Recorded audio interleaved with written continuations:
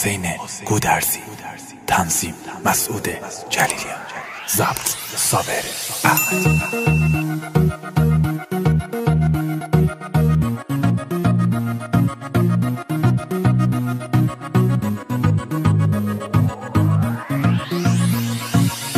آمدم پشت بام خانتان تکه بوده، چشم افتاد تو چش دلم بردی دختر، چشم افتاد تو چش دلم بردی دختر.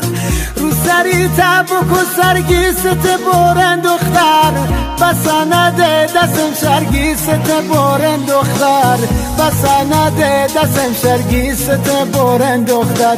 رو پشت بام خانه شده تنها بهانه، برای من عاشقه در و در دیوانه، برای من عاشقه در و در دیوانه.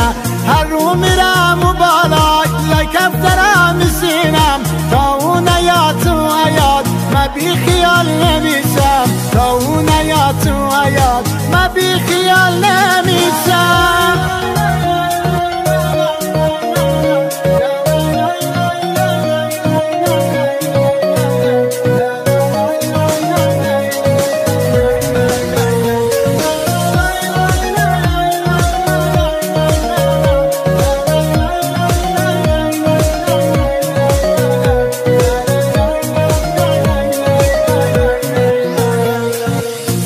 روزی که دیدم و دو تا چشم سیادم، زندگی شد زیر و رو عاشق شد در سادم، زندگی شد زیر و رو عاشق شد در سادم.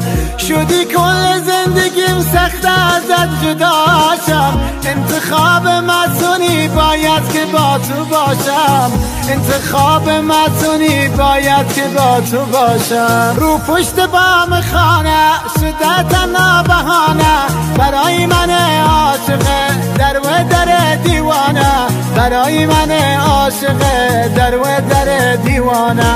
هر رو میرم و بالای لای کفترم میشینم، تا اون نیاد تو حیات من بی خیال نمیشم، تا اون نیاد تو حیات من بی خیال نمیشم.